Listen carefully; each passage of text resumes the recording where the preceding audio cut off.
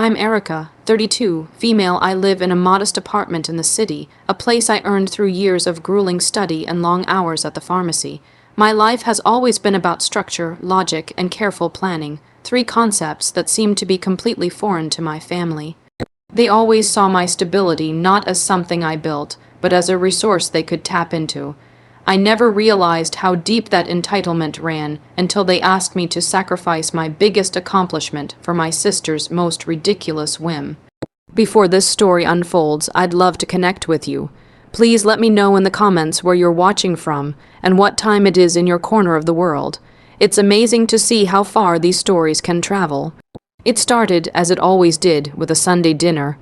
These weekly meals at my parents' house were less about family bonding and more about a State of the Union address, where my life choices were scrutinized under the fluorescent lights of their kitchen.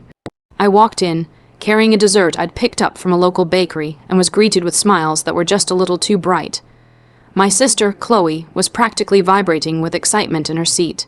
At 25, she still had the restless energy of a teenager who believed the world owed her a standing ovation for simply existing. My mom, Linda, a retired teacher who never quite stopped grading people, gestured for me to sit down. My dad, David, an insurance agent who spent his life calculating risk, seemed blissfully unaware of the emotional ambush that was about to take place. "Erica, honey, we have the most wonderful news," my mom began, her voice syrupy sweet. "Chloe is finally ready to get a dog." I smiled, a genuine one for a change. "That's great, Chloe. What kind are you thinking of getting?" Chloe launched into a breathless monologue about a specific, hypoallergenic, ethically sourced designer breed that apparently cost more than my first car. It was a Pomeranian, husky mix with an absurd name, and there was only one breeder in the state that met her impossibly high standards. The puppy, she explained, was perfect in every way. There was just one tiny problem. The price tag was a staggering $5,000. My sister, a freelance graphic designer whose income was as predictable as a lottery ticket, didn't have a fraction of that amount. I braced myself for the inevitable request for a loan, my hand already mentally reaching for my purse to offer a few $100s to help. But that's not what they were after. "Well, sweetie," my dad chimed in, clearing his throat, "your mom and I were thinking. Chloe can't afford the dog on her own, and we can't just give her the money. That would be spoiling her." I almost choked on my water at the irony. "But," he continued, looking at me with earnest eyes, "we came up with a solution where everyone wins." This is where the conversation took a sharp turn into absurdity. My mother explained that for Chloe to be a responsible pet owner, she needed a more reliable car than her ancient, beat-up hatchback. A safer car, she said, was essential for taking the precious puppy to the vet and the dog park. My car, a 3-year-old SUV that I had worked double shifts to buy, was apparently the perfect vehicle for the job. It was safe, reliable, and had plenty of room for a dog crate. I had bought it for $36,000 and still owed a little under $10,000 on it. It was my pride and joy, the first truly expensive, wonderful thing I had ever bought for myself. "So, here's the plan," my mom said, beaming as if she'd just solved world peace. "We want you to sell your car to Chloe." I stared at her, waiting for the punchline. There was none. "Sell it to her for what?" I asked, my voice flat. "Well, we think a fair price would be the remainder of your loan," Dad said calmly. "You give her the car, she takes over the last $10,000 in payments. Your loan is paid off, she gets a safe car, and then we'll help her with the money for the puppy. It's a simple favor, Erica, for your sister." I was speechless. They wanted me to hand over a $36,000 asset, a car I was still paying for and had thousands of dollars of equity in, for a fraction of its worth. They weren't asking me to sell it. They were asking me to gift her over $20,000 so she could buy a designer dog. "No," I said, the word feeling small but solid in the suddenly silent room. "Absolutely not." The smiles on their faces vanished. Chloe's eyes welled up with tears, my mother's expression hardened, and my father just looked disappointed. The simple favor wasn't a request, it was a demand, and I had just failed the first test. The emotional war had just begun, and I was already the enemy. My single-word refusal hung in the air, thick and suffocating. Chloe was the first to break the silence, her voice trembling with practiced fragility. "I don't understand, Erica. I thought you loved me. It's just a car." "It's not just a car, Chloe," I replied, trying to keep my voice level. It's my car. I work 60 hours a week to afford my life, including that car. You're asking me to give away tens of thousands of dollars. My mother, Linda, jumped in, her tone shifting from sweet to stern, the retired teacher coming out to lecture a difficult student. Don't be so selfish, Erica. We're talking about your sister's happiness and safety. What's more important, money or family? We raised you to know the difference. The guilt trip was on full throttle. My father sighed, adjusting his glasses. Your mother's right. We've always helped each other out.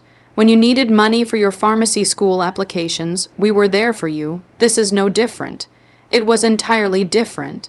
The money for my applications was a few $100s, which I had paid back with interest the moment I got my first paycheck. This was a massive financial blow, delivered with the expectation that I should be grateful for the opportunity to take it. The rest of the dinner was a miserable affair. Every topic circled back to the car. My dad talked about rising maintenance costs on older vehicles. My mom mentioned a news story about a girl who got into an accident in a car just like Chloe's. Chloe just sat there, sniffling periodically and refusing to look at me, a perfect portrait of a victim. The campaign didn't stop when I left, it escalated. The next day, the texts began. My mom sent me links to articles about the psychological benefits of pet ownership for young adults. My dad sent me Kelly Blue Book estimates for my car, conveniently using the lowest possible trade in value and ignoring the private party value, which was significantly higher. Chloe sent me pictures of the puppy with captions like, "He needs a safe car to bring him home, Erica. Please don't do this to him." They were even weaponizing a dog that wasn't hers yet. Then came the phone calls. My mother would call me during my lunch break, her voice dripping with disappointment. "Your sister is just heartbroken. She looks up to you so much. I don't know what we're going to do." My father would call in the evening, taking a more logical, yet equally manipulative approach. "Look, I ran the numbers. If you do this, you'll be free of a car payment. You could save more. It's a smart financial move in the long run." It was anything but a smart financial move for me. They even tried to recruit my boyfriend, Ben. My mom called him one afternoon, a move that crossed a significant boundary. She explained the wonderful family plan to him, hoping he would see their side and convince me. Ben, a software engineer who thinks in code and logic, was appalled. He listened patiently and then told her, with all due respect, "Linda, you're asking Erica to take a $20,000 loss for a non-essential purchase. It's a terrible deal and I fully support her decision." The line went quiet. My mom, unaccustomed to anyone outside the family disagreeing with her, mumbled a goodbye and hung up. When Ben told me about the call, I felt a surge of gratitude for him, but also a fresh wave of anger at my family's audacity. They weren't just pressuring me, they were trying to isolate me, to make me feel like the unreasonable, selfish one. They were a united front, and their single mission was to wear me down until my financial security was less important than their collective peace and Chloe's latest desire. It was exhausting, infuriating, and deeply hurtful. They didn't see me, Erica, their daughter and sister. They saw a bank, and they were determined to make a withdrawal. After 2 weeks of relentless emotional bombardment, I was worn thin. The constant calls, the guilt-laden texts, the sad-eyed emojis from my sister. It was a coordinated assault. I started to doubt myself. Was I being selfish? Was a car really more important than family harmony? The thought made me sick, but their tactics were effective. I found myself wavering, considering if there was some compromise I could offer just to make it all stop. I decided to call my dad, hoping to find a sliver of reason. I thought that as an insurance agent and the numbers guy of the family, he might be swayed by a logical argument if I presented it away from my mother's emotional influence. "Dad," I started, keeping my voice calm. "I understand you guys want to help Chloe, but asking me to take such a huge financial hit isn't fair. My car is worth at least $26,000 in a private sale. Asking me to give it away for the $10,000 I owe is asking me to lose $16,000 of my equity." He sighed, a sound of paternal weariness he had perfected over the years. "Erica, you're getting stuck on the numbers. Think of it as an early inheritance for your sister. You're in a much better financial position than she is. It's about giving her a hand up. An inheritance is something you give, Dad. It's not something you take from one child to give to another," I countered. "Besides, if Chloe needs a safer car, there are plenty of reliable used cars for under $10,000. Why does it have to be my specific car?" And that's when he made his critical mistake. Because, honey, yours is perfect. It's practically new, and, well, to be honest, the breeder lives 3 hours away, up a long, winding country road. He said, Chloe's little hatchback would probably break down just getting there, and with a new puppy, you need reliability. Your mother and I are even planning to go with her to pick it up to make a whole weekend of it. We've already booked a charming little bed, and breakfast near the breeder's town. I froze. A charming little bed, and breakfast, a weekend trip. Something about that detail felt odd, too specific. My parents were home buddies. They hadn't taken a spontaneous trip in over a decade.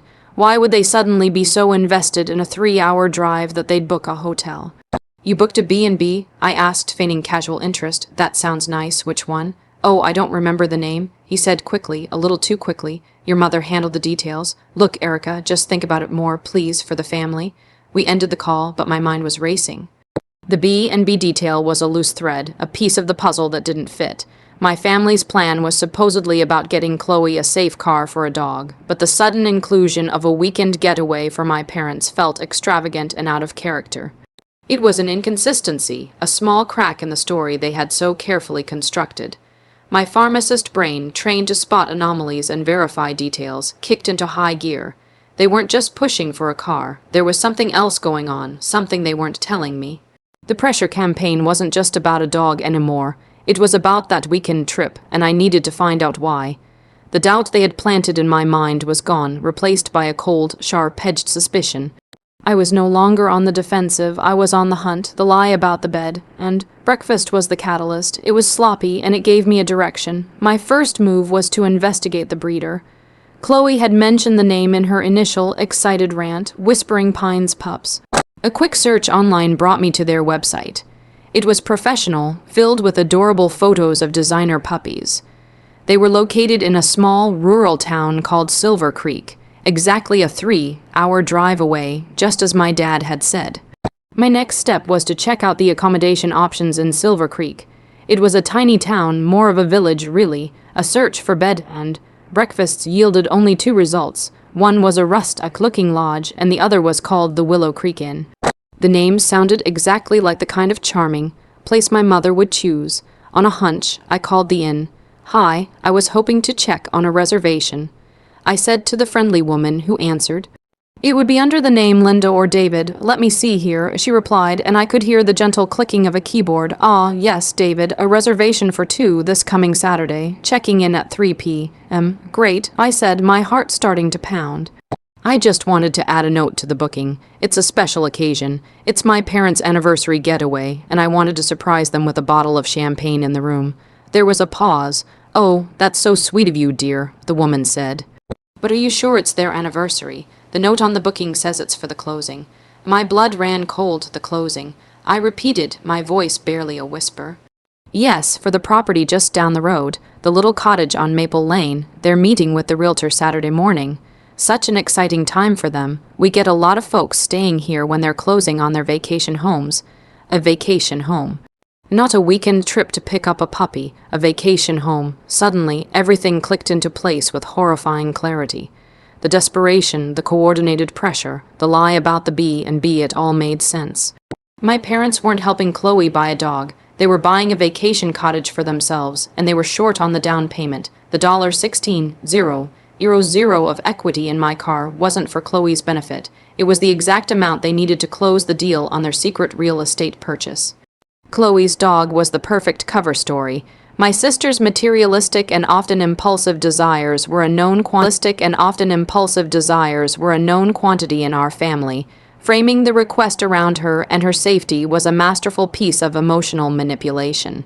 They had used her as a smokescreen to hide their own selfish scheme. They were planning to drain my savings, cripple me financially, and lie to my face, all so they could have a weekend getaway spot. I felt a profound sense of betrayal, deeper than anything I had ever experienced. It wasn't just about the money. It was the premeditated deception. My own parents and sister had conspired against me, viewing me as nothing more than a financial obstacle to be overcome. They had rehearsed their lines, coordinated their attacks, and played on my love for them. I sat there in my quiet apartment, the phone still in my hand, and looked at the picture on my mantelpiece. A smiling family photo from a few years back. The people in that picture were strangers to me now. The warmth I felt was gone, replaced by an icy resolve. They wanted my car to fund their dream. They had built their plan on the assumption that I was a dutiful daughter who would eventually cave.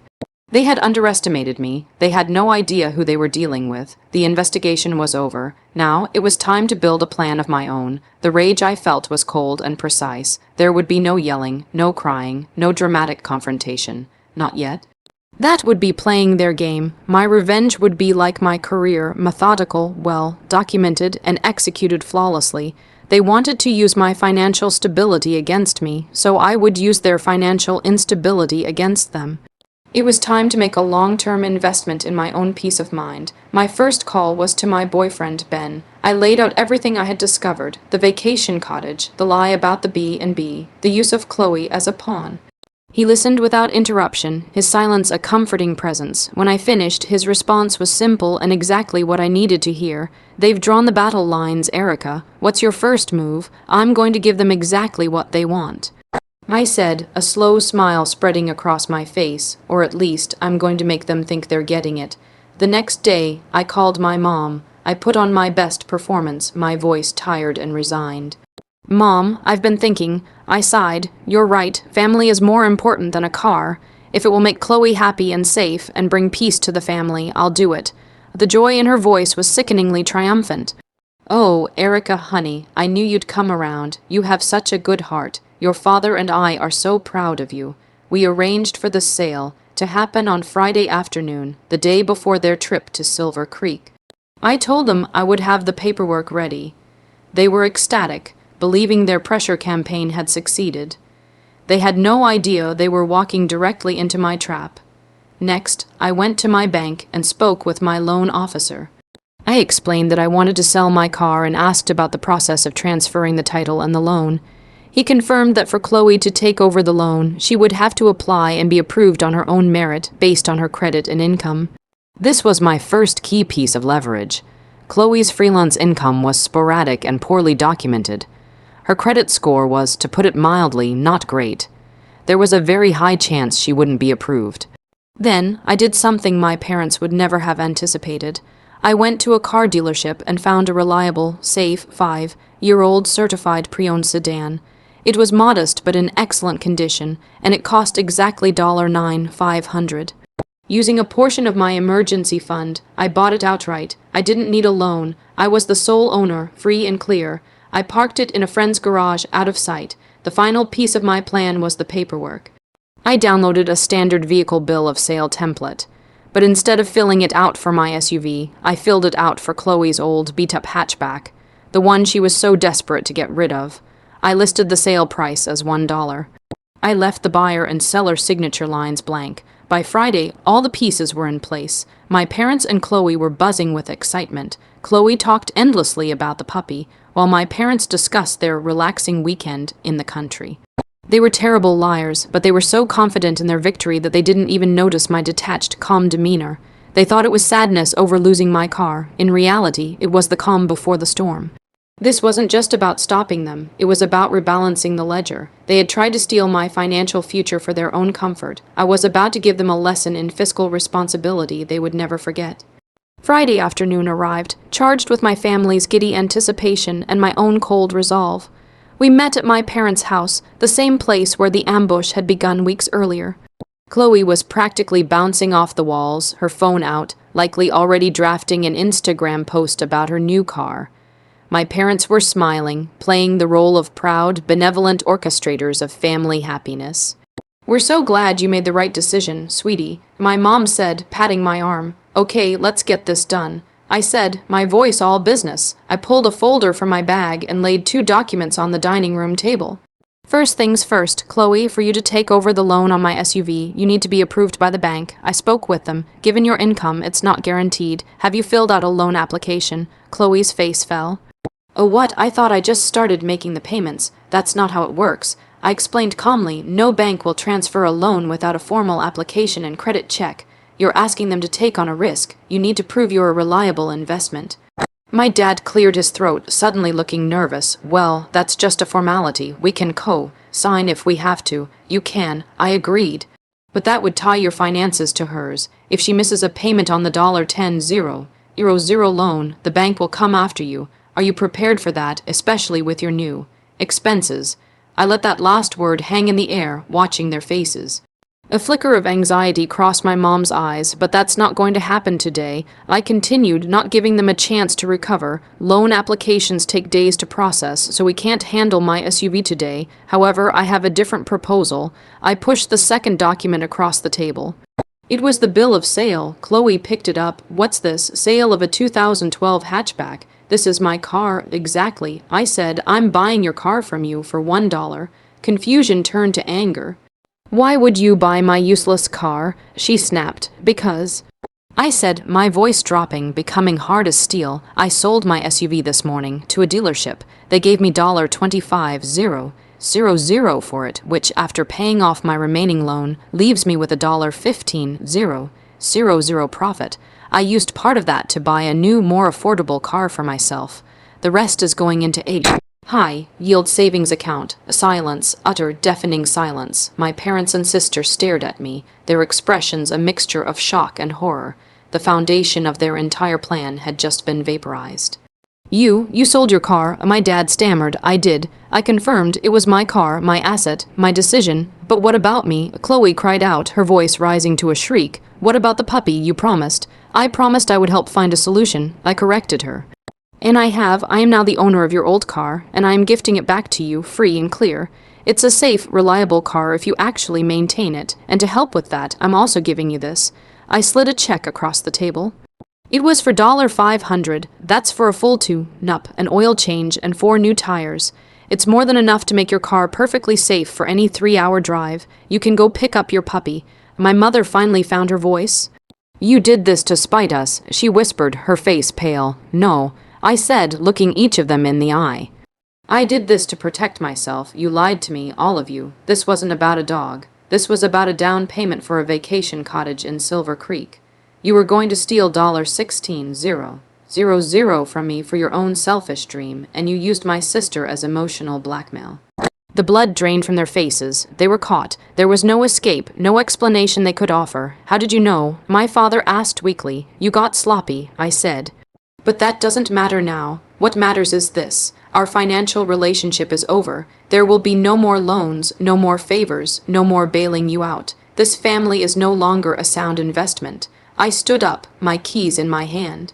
I've bought Chloe's car and given her money for repairs. I have solved her problem. My part in this is done. I walked to the door, leaving them sitting in the rubble of their failed conspiracy. Walking out of that house felt like taking my first breath after being held underwater. The weight that had been pressing on my chest for weeks was gone. I got into my new-to-me car, the sensible, fully paid for sedan, and drove away without looking back. There was no sadness, only a profound sense of liberation. The confrontation wasn't the end. It was the beginning of my new life, one governed by my own rules. The fallout was immediate and predictable. For the first few days, my phone was bombarded with a flurry of angry texts and voicemails.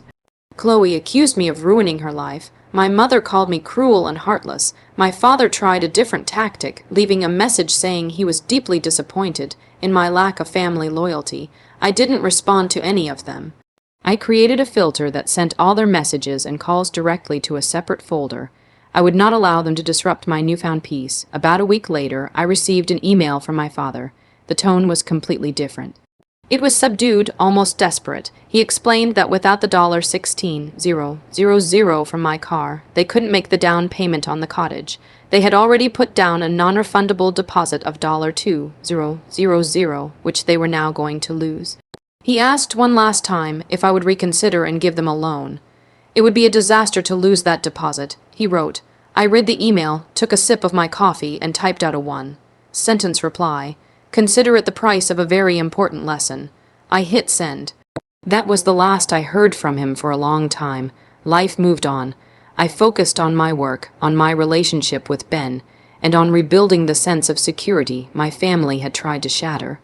Ben and I started looking for a house of our own, using the money I had saved from the sale of my SUV as a healthy down payment. It felt symbolic.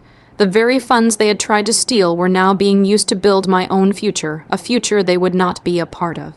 Months passed. The silence from my family was a quiet healing balm. Then, one day, I got a call from a number I didn't recognize. It was Chloe. Her voice was small, hesitant. She told me that she had used the $500 to get her car fixed. She said it was running better than it had in years. She hadn't gotten the designer puppy. She couldn't afford it. Instead, she had visited a local shelter and adopted an older dog that had been there for months. "He's great, Erica," she said, and for the first time I heard genuine emotion in her voice, not manufactured drama. And, "I'm sorry, I let them use me. I was so caught up in wanting things that I didn't care who got hurt." It wasn't a perfect apology, but it was a start. I told her I appreciated the call. We didn't make plans to see each other. The trust wasn't there yet, and it might never be, but the line of communication was open, a tiny thread in a tapestry that had been torn to shreds. I never did get a real apology from my parents. I heard through the grapevine that the loss of the deposit hit them hard and forced them to reevaluate their finances. Their dream of a vacation cottage was gone. They had gambled their daughter's trust for a piece of property, and they had lost everything. The ledger, in my mind, was finally balanced. They didn't just fail to get my money, they lost their own. And more importantly, they lost their daughter. Some investments, I learned, simply aren't worth the cost.